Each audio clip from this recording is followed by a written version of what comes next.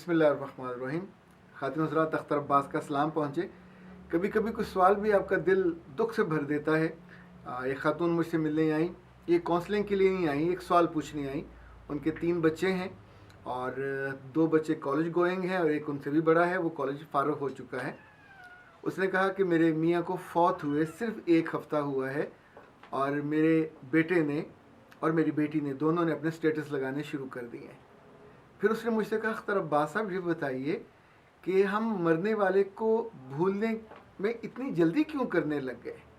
पहले लोग कहते थे कि एक नस्ल दरमियान में से चली जाए, यानी दादा जाए तो फिर पोता तक जाके उसकी कब्र से ताल्लुक़ ख़त्म हो जाता है, पर अभी तो हफ्ता भी उसमें नहीं है गुज़रा।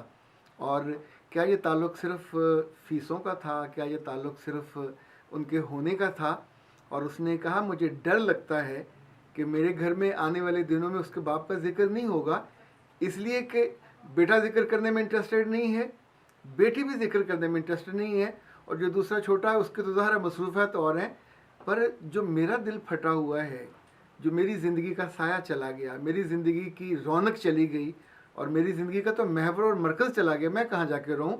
यानी जिनको मेरे साथ इस गम में साथ बटाना चाहिए, जिनको मेरे साथ चले, मेरे आंसू मेरे साथ ना बहाएं, पर मेरे आंसू पूंछने वाले तो होने चाहिए।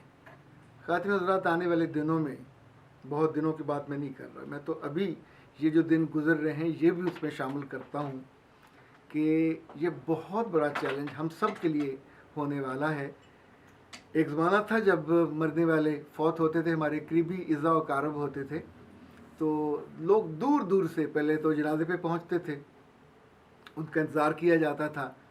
फिर जो तीसरा दिन होता था जिस पे कुल होते थे, तो भी सारे इज़्ज़ा व कारब होते थे, तिलावत करते थे, दुआएं मांगी जाती थी, मौलवी साहब को बुलाया जाता था। फिर हौले हौले ये वक्त बदलने लगा और ये सारा ज़ोर खाने पे चला गया। यानी और जिससे मना किया गया था कि जो मरने वाले के घर खाना ना पके, अब उस के वारसों बेचारों को खाना पकाना होता है, खाना खिलाना होता है। और उनका दुख और उनका गम वो तो गया पीछे पस मंज़र में।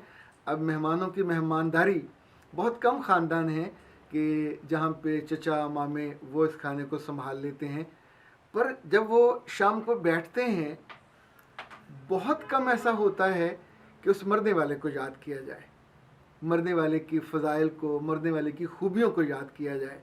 मैं दूसरों के बारे में तो बात क्या करूँ, मैं आज इस रिकॉर्डिंग से पहले सोच रहा था कि जब मेरे दादा फौत हुए तो मैं गया गांव और दादा के जनाजे में शरीक हुआ, पर मैं नहीं जानता मेरे दादा की कब्र कहाँ थी।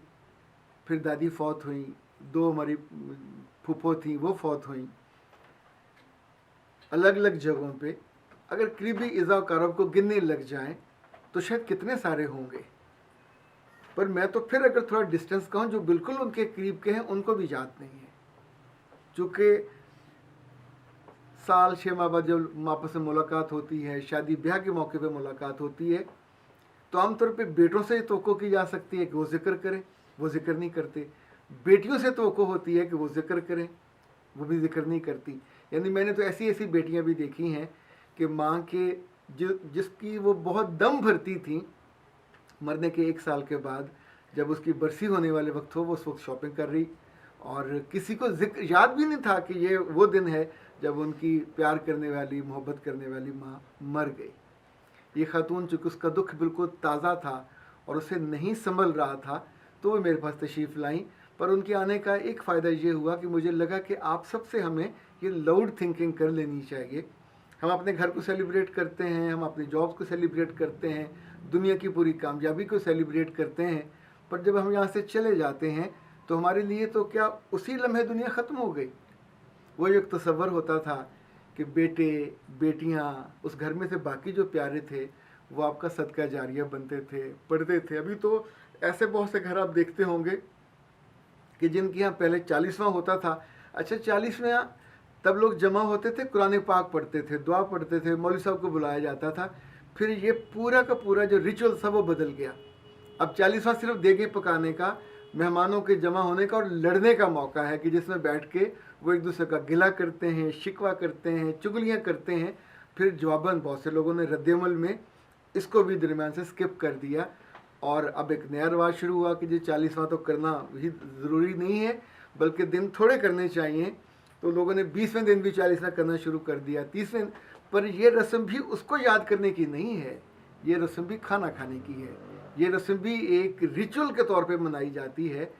और वो जो गया होता है, अगर उसकी रूह वहाँ मुंतज़र हो अपने बेटों से और अपनी बेटियों से और अपनी बहुओं से कि कितने लोग उसको याद करते हैं और रोज़ क्या क्या पढ़ के उसको तोहफ़ा देते हैं। माने अगर रोज़ कोई पढ़े और उस तोहफे को फूलों के तौर पे उसको पेश किया जाता हो, तो कितने खुशबख्त होंगे जिनको उनके बेटे और बेटियों और घर वालों का तोहफ़ा रोज़ मिलता होगा। शायद मदूद चंद होंगे वो जिनको हफ्ते बाद मिलता होगा। मैं बहुत यानी गौर करूं तो एक दो बंदे मुझे मिलते हैं कि जो हफ्ते के हफ्ते अपनी बाप की कब्र पे जाते हैं या माँ की कब्र पे जाते हैं और जाके वहाँ फातिहा पढ़ते हैं।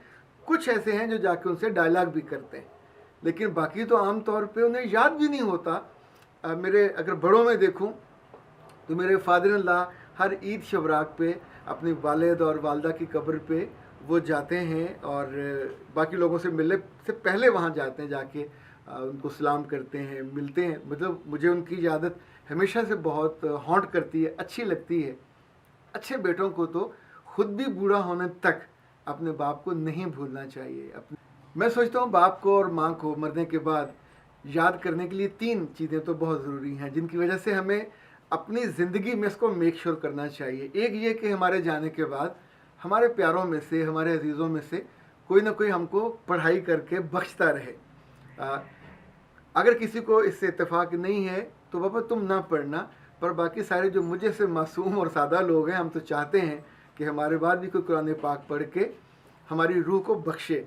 हमारी दादी हमने देखा, हमारी वालदा को देखा, 1.25 लाख कलमा पढ़ के, मुख्तलिफ़ सूरतें पढ़ के अपने लिए रखती थी। इवन उन्होंने अपने कफनों को आब ज़मज़म से धो के खुश करके रखा होता था।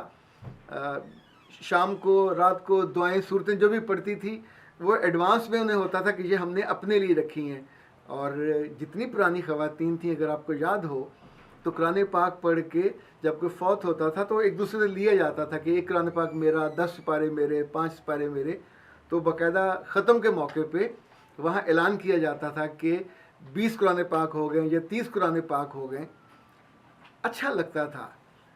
असल नीयतों का हाल तो रब जानता है, पर सच्ची बात तो ये है कि अपने प्यारों से अगर कोई ये भी तवक्को ना करे तो क्या हम उनके मज़दूर थे, क्या हम उनके कामे थे कि सारी उम्र उनके लिए हम पागलों की तरह काम करते रहें, उनकी ज़िंदगियाँ संवारते रहें, उनकी ज़िंदगियों को संवारने में अपनी इबादत भी छोड़े बैठे रहें, और फिर ख़ुद जब यहाँ से रुखसत हों तो कोई अपनी इबादत में भी याद ना करे, कोई अपने रोज़मर्रा मामूल का भी हिस्सा ना बनाए, कोई नमाज के दौरान भी दुआ का लाजिम हिस्सा ना बनाए।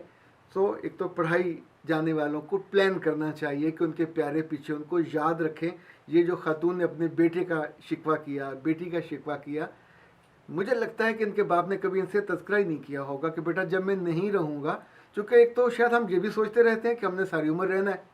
अगर कुछ सोचते हैं कि मैंने जाना है तो उनको तज़किरा करना चाहिए, उनको अपने दिल की आरज़ू और दिल की ख्वाहिश उनको बतानी चाहिए कि पूरी दुनिया, महल्ले वाले याद करने नहीं आएंगे, दूसरे शहर वाले याद करने नहीं आएंगे, कंपनी वाले क्यों याद करेंगे, जिन लोगों के साथ आप काम करते थे वो क्यों याद करेंगे। आमतौर पे कभी हमने अपने पुराने दोस्तों में भी देखा, साल बाद मिले, 2-4 साल बाद मिले तो उस नए दोस्त से सबका तज़किरा होता है। अगर जो उनमें से रुखसत हो गया होता है, बहुत कम किसी को याद आता है। अभी मुझे बहावलपुर जाने का इत्तेफाक हुआ तो 2-3 मजालिस में डॉक्टर वसीम अख्तर का जिक्र हुआ। अच्छा, मैं चूँकि ख़ुद उनके साथ रहा, हम एक घर में, हमने हमारी इकट्ठी रहाइश रही, फिर आने वाले बरसों में हमने बहुत, वो चूँकि लोगों की बहुत खिदमत भी करते थे, खैर ख्वाही करते थे, तो बहुत रेयर मैंने देखा कि किसी बंदे का उसके जाने के बाद भी मोहब्बत से तज़किरा हो। पर अपने सगों का तज़किरा तो करते रहना चाहिए उनको। खातिन हज़रात, ये बहुत तकलीफ़ देह है, ये बहुत दुख देने वाली बात है कि हम जाने वालों को 40 दिन से पहले पहले रुखसत कर दें अपनी ज़िंदगी से ही और अपनी यादों से ही, और उनको भुला देते हैं। क्या उनकी यादें उनके साथ ही मर जाया करें?